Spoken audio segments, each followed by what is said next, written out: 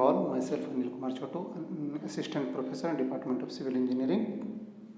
In the previous class, we see how different component affect geometric design, like topography में हमने देखा था कि कैसे टेराइन कितना % तक होना चाहिए, उसके बाद में रोलिंग टेरेन के प्लेन टेरेन में कितना होना चाहिए, रोलिंग में कितना होना चाहिए, उसके बाद में हमने देखा था कि हिली टेरेन में कितना होना चाहिए, माउंटेनियस टेरेन में कितना होना चाहिए। लाइक ये था हमारा प्लेन टेरेन के लिए हम लोग स्लोप का वैल्यू देखे थे अप टू 10% तक, उसके बाद में रोलिंग के लिए हमने 25% तक देखा था, उसके बाद में हमने हिली टेरेन के लिए हमने 50% तक देखा था। तो इस तरह से हमने देखा था। उसके बाद में हमने देखा था पेवमेंट कैरेक्टरिस्टिक्स देखा था, स्पीड का इफेक्ट देखा था। तो उसके लिए भी हमने चार्ट लगाया हुआ है पीपीटी में कि नेशनल हाईवे और स्टेट हाईवे के लिए क्या स्पीड होना चाहिए, विलेज रोड के लिए क्या होना चाहिए, मॉडल डिस्ट्रिक्ट रोड के लिए क्या होना चाहिए, ये सारे इफेक्ट हमने देखा था। ट्रैफिक कैरेक्टरिस्टिक्स देखा था कि ट्रैफिक कैरेक्टरिस्टिक कैसे ये करता है। जैसे हमारे पास मिक्स ट्रैफिक सिस्टम है तो दो तरह का बिहेवियर होता है। तुम्हारा व्हीकुलर कैरेक्टरिस्टिक्स अलग है, ह्यूमन कैरेक्टरिस्टिक्स अलग है, दोनों का क्या इफेक्ट पड़ता है ये हमने देखा था। उसके बाद में हमने सरफेस कैरेक्टरिस्टिक देखा था। सरफेस कैरेक्टरिस्टिक्स में था जैसे था कि पेवमेंट का सरफेस इवन रहेगा तो क्या होगा, अनइवन होगा तो क्या होगा, वेट होगा तो क्या होगा, ड्राई होगा तो क्या होगा, ये सारी चीज़ें हमने प्रीवियस स्लाइड में देखा था। फ्रिक्शन का वैल्यू कितना होना चाहिए, फ्रिक्शन कितने टाइप का होता है, longitudinal friction as well as vertical longitudinal friction and lateral friction. तो दोनों के बारे में ये सारे के लॉन्गिट्यूडनल फ्रिक्शन का वैल्यू कितना होना चाहिए एज पर IRC कोड। जैसे लॉन्गिट्यूडनल फ्रिक्शन का वैल्यू 0.35 से 0.4 के बीच में होना चाहिए, लेटरल फ्रिक्शन का वैल्यू 0.15 होना चाहिए। ये सारे क्राइटेरिया हम लोगों ने प्रीवियस क्लास में देखा। तो इस क्लास में हम लोग देखेंगे कि what are the components of geometric design of a highway. Geometric design के हाईवे में कौन कौन सा कंपोनेंट होता है, उसको हम कैसे डिजाइन करते हैं, उसके लिए इंडियन रोड कांग्रेस का क्या रिकमेंडेशन है, ये सारी चीज़ों को हम इस लेक्चर में स्टडी करेंगे। तो लेट अस स्टार्ट। तो सबसे पहले हम देखते हैं कि हाईवे क्रॉस सेक्शन एलिमेंट क्या क्या है। तो जैसे हम लोग देखते हैं कि कैरिज वे है, तो कैरिज वे कौन सा पार्ट होता है इसको हम डिटेल में देखेंगे। जैसे कि कैरिज वे मतलब कि जिस पर व्हीकल तुम्हारा मूव करता है। तो अलग अलग कैरिज वे के लिए अलग अलग रोड विड्थ के लिए अलग अलग टाइप का कैरिज वे होता है तुम्हारा। जैसे कि अगर 1 लेन है तो उसके लिए कैरिज वे विड्थ कितना होगा, 2 लेन है तो उसके लिए कैरिज वे कितना होगा, 4 लेन है तो उसके लिए कैरिज वे कितना होगा। तो अलग अलग रोड के लिए अलग अलग कैरिज वे होता है तुम्हारा। उसके बाद शोल्डर्स क्या होता है, उसके बाद में रोड वे विड्थ कितना होना चाहिए, राइट ऑफ वे क्या कहलाता है, बिल्डिंग लाइन क्या है, कंट्रोल लाइन क्या है, मीडियन क्या है, कैम्बर क्या है, क्राउन क्या है, साइड स्लोप क्या है, कर्व क्या है, गार्ड रेल क्या है, side drains and other facility. ये सारे सेक्शन का हम लोग जो क्रॉस सेक्शन एलिमेंट है इस चैप्टर में इसका स्टडी करेंगे। अब कैरिज वे, जैसे कैरिज वे क्या होता है तुम्हारा, it is travel way which is use for movement of the vehicle, it takes the vehicular loading. तो कैरिज वे जिस पर व्हीकल मूव करता है वो कैरिज वे कहलाता है। जैसे यहाँ येलो लाइन से मैंने शो किया ये कोई रोड है, तो ये जो तुम्हारा white line to white line का जो डिस्टेंस है it is called carriageway. ये 2 लेन रोड है तो इसमें तुम्हारा टोटल ये हो जाएगा। तो IRC का अलग अलग गाइडलाइन है, उस गाइडलाइन के अनुसार इसका कितना विड्थ होना चाहिए। जैसे सिंगल लेन है तो 3.5 होना चाहिए, डबल लेन है तो उसमें भी अलग अलग क्राइटेरिया है, विद शोल्डर विदाउट शोल्डर कितना होना चाहिए। हम आगे के क्लासेस में ये सारे देखेंगे, ठीक है। It may be cement concrete road और बिटुमिनस पेवमेंट। तो जैसे जानते हो फ्लेक्सिबल पेवमेंट होगा तो बिटुमिनस कैरिज वे होगा, और अगर रिजिड पेवमेंट होगा तो सीमेंट कंक्रीट होगा तुम्हारा। Width of carriage way is determined on the basis of width of the vehicle. तो जनरली विड्थ ऑफ व्हीकल हम लोग कितना लेते हैं, जनरली हम लोग मानते हैं 2.5, जो IRC का गाइडलाइन है उसे 2.44 होता है जनरली, लेकिन हम लोग सुविधा के लिए 2.5 लेते हैं, ठीक है।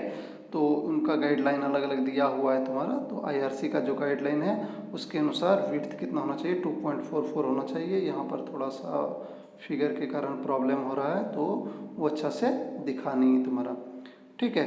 तो ये कैरेज वे दिया हुआ है तुम्हारा व्हाइट लाइन से व्हाइट लाइन और ये येलो लाइन से जो किया गया ये कैरेज वे है तुम्हारा, ठीक है। तो उसके बाद में विड्थ ऑफ कैरेज वे कितना होना चाहिए, सिंगल लेन के लिए 3.75 होना चाहिए, 2 लेन विदाउट रेज्ड कर्व। तो रेज्ड कर्व अगर नहीं है, कर्व होता है तुम्हारा साइड में जो उठा हुआ पार्ट होता है उसको हम कर्व बोलते हैं, उसके विदाउट रेज्ड कर्व का 7 मीटर, विथ रेज्ड कर्व का 7.5 मीटर। इंटरमीडिएट लेन अगर है तुम्हारा बीच का लेन तो 5.5 मीटर, चूँकि उसमें शोल्डर्स को हम लोग कंसिडर नहीं करते हैं। और मल्टी लेन पेवमेंट है तो उसके लिए 3.5 मीटर पर लेन, ठीक है। तो ये सारा ये गाइडलाइन है तुम्हारा, इसको याद रखना है। उसके बाद में width of roadway for various class of road, तो रोडवे के लिए कितना लेंथ हमें रिक्वायर्ड होता है, जैसे कि मान लो कि नेशनल हाईवे और स्टेट हाईवे, तो इसके लिए विड्थ जो हमें रिक्वायर्ड है मिनिमम 12 मीटर होना चाहिए तुम्हारा। ये प्लेन और रोलिंग टेरेन में और हिली टेरेन में, माउंटेनियस और हिली टेरेन में 6.25। तो ये सारा गाइडलाइन तुम्हारा IRC का है, MDR के लिए कितना होना चाहिए, ODR के लिए कितना होना चाहिए, ये सारा गाइडलाइन जो है तुम्हारा वो किसका है तुम्हारा, ये IRC का गाइडलाइंस है। उसके बाद होता है शोल्डर्स। तो शोल्डर्स क्या होता है कि कैरेज वे से जो बाहर का एरिया होता है वो तुम्हारा क्या कहलाता है, शोल्डर्स होता है। तो हम नेक्स्ट स्लाइड में फिगर में देखेंगे, पहले इसका क्राइटेरिया देख लेते हैं। It is provide along the road as to serve as an emergency lane for vehicle. अगर इसका पर्पस होता है ये रोड के साइड में होता है, इसका पर्पस होता है ये इमरजेंसी लेन है। सपोज तुम्हारा गाड़ी खराब हो गया, कुछ हो गया, एक्सीडेंट हो गया, तो गाड़ी को हम साइड में क्या कर सकते हैं, पार्क कर सकते हैं, उसके लिए हम लोग शोल्डर्स का यूज करते हैं। It act as a service lane for vehicle that have broken down. The minimum shoulder width is 4.6 metre, minimum जो होता है तुम्हारा कितना होता है 4.6 metre, so that a truck stationed at the side of the shoulders would have a clearance of 1.85 metre from the pavement edge। तो इस generally हम लोग ये करते हैं कि शोल्डर्स विड्थ जो IRC कहता है वो 4.65 मीटर, सो दैट कि एक ट्रक अगर खड़ा रहेगा तो उसका साइड से मतलब कैरेज वे से उसका क्लियरेंस कितना होना चाहिए, 1.85 metre. IRC recommend the minimum shoulder width is 2.5 metre, ठीक है। तो IRC कहता है कि अगर किसी एरिया में लैंड नहीं मिल पा रहा है तो मिनिमम तुम्हें कितना देना है, 2.5 metre. It should have sufficient load bearing capacity even in wet weather. ऐसा नहीं है कि वो मेन कैरेज वे नहीं है तो जैसे तैसे हम उसको बना देंगे, उसको बेयरिंग कैपेसिटी नहीं, चूँकि उस पर गाड़ी को हमको खड़ा रखना है, इसलिए हमें मिनिमम जो है उसका जो बेयरिंग कैपेसिटी होना चाहिए वो अच्छा होना चाहिए तुम्हारा। The surface of the shoulders be रफर than the traffic lanes so that vehicles are discourage to use the shoulders as a regular traffic, ठीक है। तो शोल्डर्स का जो ये होना चाहिए तुम्हारा वो रफ होना चाहिए थोड़ा, कि सो दैट व्हीकल जो है उससे होके नहीं जाए, ये जनरल प्रैक्टिस में ना हो। कुछ लोग होते हैं कि साइड से एकदम चलो शोल्डर्स है तो उससे निकाल देते हैं, तो वो थोड़ा रफ होना चाहिए तुम्हारा। The colour should be different from that of pavement so as to be distinct, और इसका कलर भी थोड़ा डिफरेंट होना चाहिए मेन कैरेज वे से, कि हम दूर से ये डिफ्रेंशिएट कर सके कि ये कैरेज वे है और ये शोल्डर्स है। तो अगर हम देखेंगे यहाँ शोल्डर्स, ये देखो फर्स्ट फिगर में देखो जो येलो लाइन है जो हमने शो किया है साइड ऑफ रोड में, ये तुम्हारा शोल्डर्स है। इधर देखो तो ये तुम्हारा पक्की शोल्डर्स है, बिल्टअप शोल्डर्स है तुम्हारा, और ये तुम्हारा जो है ये ट्रीटेड हो गया, ये अनट्रीटेड हो गया। तो देखो यहाँ पर ये वाइट वाला तुम्हारा क्या है कि वाइट लाइन से वाइट लाइन जो है तुम्हारा कैरेज वे है, और ये अनट्रीटेड शोल्डर्स है मतलब कच्ची वाला, और इस साइड में अगर तुम देखोगे ट्रीटेड शोल्डर्स है, ठीक है, तो वो पक्की वाला है तुम्हारा, ठीक है। तो शोल्डर्स जनरली यही साइड में जो छोड़ा जाता है इसको हम शोल्डर्स बोलते हैं। और फुटपाथ कभी कभी दिया जाता है तो फुटपाथ भी एक तरह का शोल्डर्स ही है तुम्हारा, ठीक है।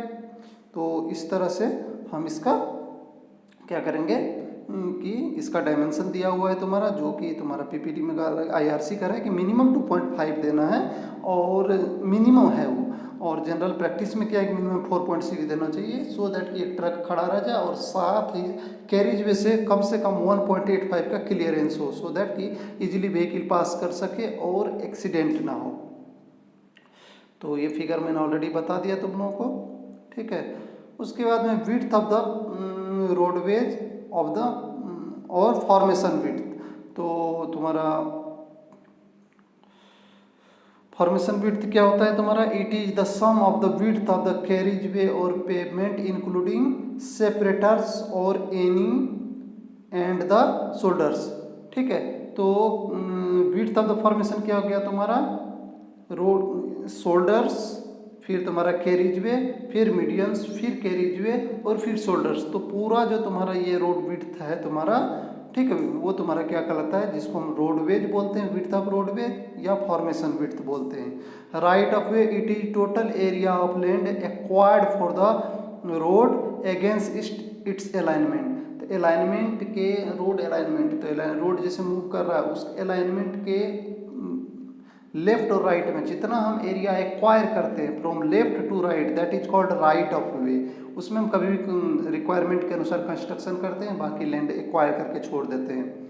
It depend on the importance of the road and possible future development. तो राइट ऑफ वे हम देखते हैं फ्यूचर में कितना पॉपुलेशन बढ़ रहा है, कितना वो एरिया ग्रोथ करेगा, इसके अनुसार हम वहाँ पर लैंड परचेज करते हैं और वहाँ पर एरिया को क्या करते हैं कि एक्वायर करते हैं। It is desirable to acquire more width of the land as the cost of adjoining land invariably increase very much. तो हम क्या करते हैं कि 10 साल, 15 साल, 20 साल, 25 साल का प्लानिंग करके, 50 साल का प्लानिंग करके ज़्यादा लैंड एक्वायर करते हैं, क्योंकि एक बार रोड बन गया तो लैंड का जो रेट है तुम्हारा वो एब्रप्टली इंक्रीज करेगा। ठीक है, तो बिल्डिंग लाइन होता है तुम्हारा, तो इसका फिगर भी मैं बताऊंगा आगे चल के। बिल्डिंग लाइन, तो बिल्डिंग लाइन हो गया तुम्हारा, ये वो लाइन हो गया जिसके अंदर हम कोई भी बिल्डिंग कंस्ट्रक्शन का वर्क नहीं कर सकते। In order to reserve sufficient space for future development of the road it is desired to control the building activity on either side of the road boundary beyond the land width required for the land. ठीक है, तो उस line से बाहर जितना, मतलब एक line draw किया जाता है जहाँ पर हम बिल्डिंग एक्टिविटी नहीं करने देते हैं। हो सकता है भविष्य में हमको फ्यूचर में वो लेन लेना पड़े। एक होता है control line. In addition to the building line it desirable to control the nature of the building up to further setback distance. और किस तरह का बिल्डिंग आएगा तो कंट्रोल लाइन कहलाता है तुम्हारा। तो सबसे पहले हो गया राइट ऑफ वे, जितना ज़मीन हम एक्वायर किए। उसके बाद थोड़ा सा और आगे हम जाते हैं तो उस लाइन के अंदर हम लोग बिल्डिंग को ड्रॉ करने नहीं देते हैं। और उसके थोड़ा आगे अगर कर्व वर्व आ गया तो हम किस तरह का बिल्डिंग आ सकता है उसको कंट्रोल के लिए कंट्रोल लाइन, मतलब एक रोड बनाने के लिए control line to control line तक का लैंड का रिक्वायरमेंट हो सकता है। ट्रैफिक सेपरेटर और मीडियंस। ठीक है, तो ट्रैफिक सेपरेटर जो है तुम्हारा the main function of the to the prevent head on collision between the vehicle moving in opposite direction. तो रोड के बीच में मीडियंस दिया जाता है जिसको ट्रैफिक सेपरेटर या मीडियंस बोलते हैं। इसका क्या फंक्शन होता है? इसका मेन फंक्शन होता है तुम्हारा कि दोनों ओर से जो ट्रैफिक आ रहा है, मतलब अगर 2 लेन रोड है तुम्हारा, तो वो आपस में टक्कर ना कर सके, इसीलिए हम लोग मीडियंस डाल देते हैं। दूसरा पर्पस है कि इस पर हम पेड़ वगैरह लगा लेते हैं तो वो इन्वायरमेंटल पोल्यूशन को क्या करता है? कंट्रोल करता है। Channelising traffic into stream at intersection. Intersection पर जो है कि ट्रैफिक को स्ट्रीमलाइन करने के लिए भी हम मीडियंस का यूज करते हैं। Segregate slow traffic and to protect pedestrian. और ट्रैफिक को स्लो करने के लिए भी हम यूज करते हैं मीडियंस का, और पेडिस्ट्रियन को प्रोटेक्ट करने के लिए। IRC recommend a minimum desirable width of 5 meter may be reduce to 3 meter where land is restricted. तो IRC बोल रहा है कि जो कि मिनिमम 5 मीटर दें, और जहाँ पर लैंड की बहुत कमी है वहाँ पर मिनिमम 3 मीटर विड्थ प्रोवाइड करना चाहिए। The minimum width of median in urban area is 1.2 metre, और अर्बन एरिया के लिए बोल रहा है कितना तुम्हारा? 1.2 मीटर। तो ये तुम्हारा दिया हुआ है, बीच में जो येलो लाइन से दिया गया है ये तुम्हारा मीडियंस है। दोनों और रोड है, एक और जाने का रोड है, एक और आने का रोड है, और ये बीच वाला एरिया जो है ये तुम्हारा क्या है? मीडियंस है। उसके बाद में आता है नेक्स्ट पैरामीटर तुम्हारा क्रॉस स्लोप और कैम्बर। तो क्रॉस स्लोप और कैम्बर क्या है तुम्हारा? ये रोड को तुम देखोगे कि बीच से उठा हुआ तो एक कर्व शेप में हो सकता है, या ट्रेंगुलर शेप में हो सकता है, या लीनियर, फिर पैराबोलिक और फिर कर्व हो सकता है। तो ये बीच में हम लोग देते हैं ड्रेनेज पर्पज से करते हैं रोड को इस तरह से। तो देख लो, it is the slope provided to the road surface in the transverse direction to drain off the rain water. Longitudinal direction नहीं, मूवमेंट के डायरेक्शन नहीं, मूवमेंट के परपेंडिकुलर डायरेक्शन हम थोड़ा स्लोप प्रोवाइड कर देते हैं, सो दैट जो रेनफॉल होगा अगर तुम्हारा, तो वहाँ पर वाटर लॉगिंग का प्रॉब्लम नहीं होगा और वाटर तुम्हारा क्या हो जाएगा, तुम्हारा वो तुम्हारा इजीली ड्रेन आउट हो जाएगा। To prevent the entry of surface water into the subgrade soil through pavement, और इससे क्या होता है कि अगर पेवमेंट पे तुम्हारा वाटर लॉगिंग नहीं होगा तो वाटर परकोलेट नहीं करेगा और वाटर तुम्हारा बाहर निकल जाएगा, जिससे सबग्रेड तुम्हारा इफेक्टेड नहीं होगा। To prevent the entry of water into the bituminous pavement layer में भी जाने से रोकता है तुम्हारा। The removal of rain water from the pavement surface as quick as possible and allow the pavement to get dry soon after the rain. ठीक है, it is express as a percentage और 1 वर्टिकल इंटू n हॉरिजॉन्टल।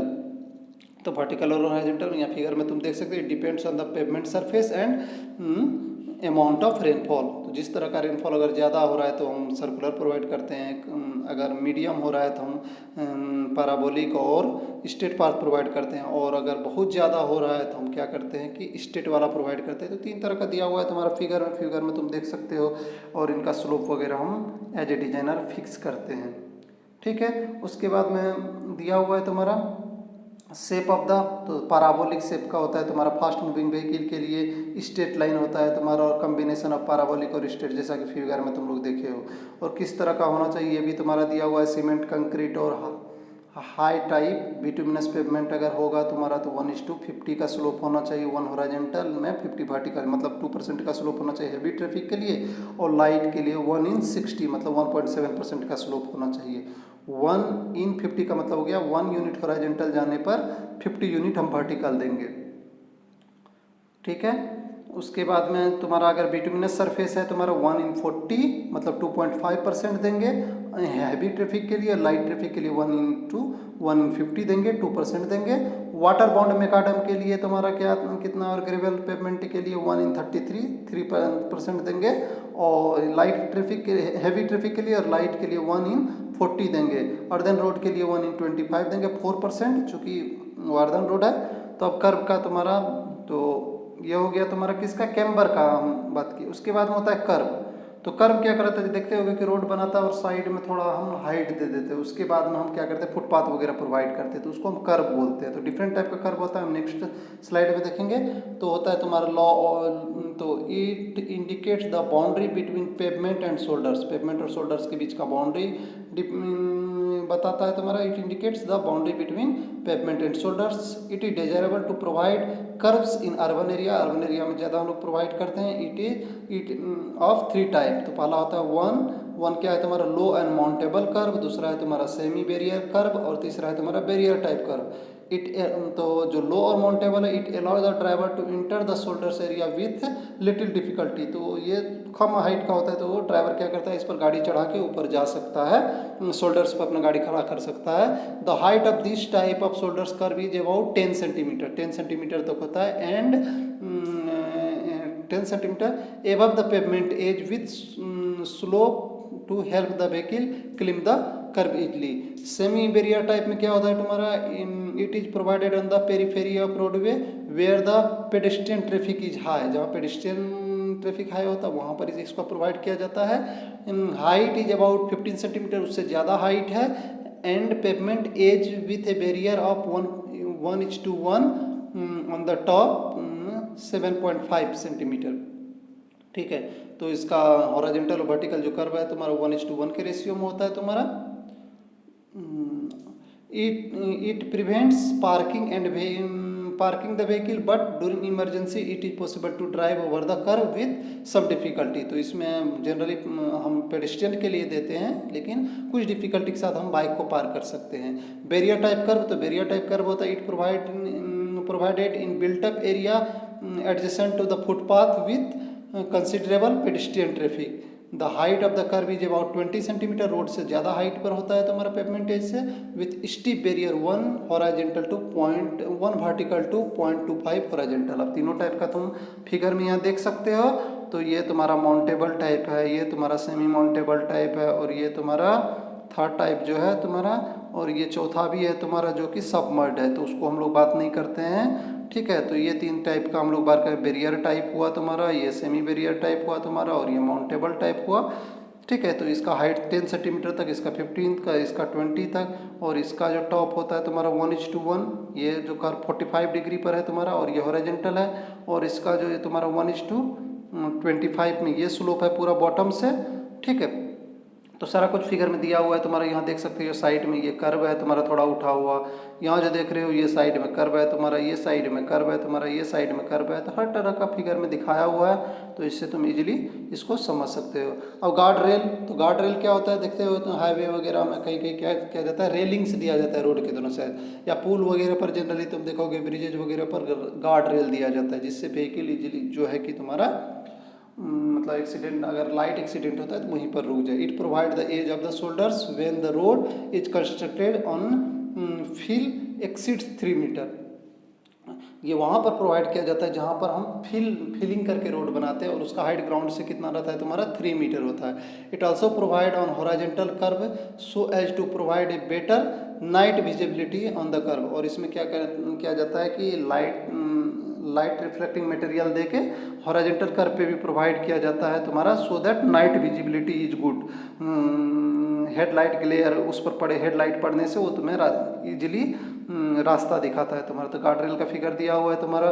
उसके बाद में है तुम्हारा road margin, the portion of the road beyond the carriage way and on the roadway can be generally called the road margin. तो तुम्हारा carriage वे के beyond और तुम्हारा जो है कि रोड बाउंड्री के बीच का जो डिस्टेंस है तुम्हारा, वो क्या कहलाता है तुम्हारा road margin. The portion of the road beyond the carriage way and on the roadway can be generally called the road margin. Various element from that form the road margin are given. तो इसमें अलग अलग है तुम्हारा carriage वे के अलावा, जैसे कि होता है पार्किंग लेन होता है, ले बेज होता है, बस बेज होता है। तो सबका जैसे कि पार्किंग लेन में हम लोग पार्क करते हैं, ले बेज में क्या होता है कि गाड़ी वगैरह ट्रक वगैरह अगर खड़ा हो गया तो उसमें हम पार्क कर सकते हैं, ख़राब हो गया तो वहाँ पर रख के हम ठीक कर सकते हैं। बस बेज में क्या होता है, बस बेज में हम लोग जनरली बस को पार्क करते हैं। तो सारे का फिगर दिया हुआ है, ये तुम लोग नेशनल हाईवे में देख सकते हो। ये देखो इधर ले वेज का दिया हुआ है तुम्हारा, इधर बस वेज का दिया हुआ है। इस तरह से रोड में देखोगे बना दिया जाता है मेन कैरिज वे के अलावा। तो ये सारे को तुम लोग देख सकते हो। उसके बाद फ्रंटेज रोड, तो मेन रोड को जोड़ने के लिए जो रोड होता है उसको फ्रंटेज रोड बोलते हैं। These are provide to give access to the properties along an important highway with control access to expressway और फ्री वे। तो जनरली फ्रंटेज वे जो दिया जाता है तुम्हारा एक्सप्रेस वे या तुम्हारा जो होता है फ्री वे को जोड़ने के लिए दिया जाता है। It may run parallel to the highway and are isolated by separators. और ये हाईवे के पैरेलल जाता है तुम्हारा और सेपरेट किया जाता है, इसको आइसोलेट किया जाता है तुम्हारा सेपरेटर मीडियन के थ्रू।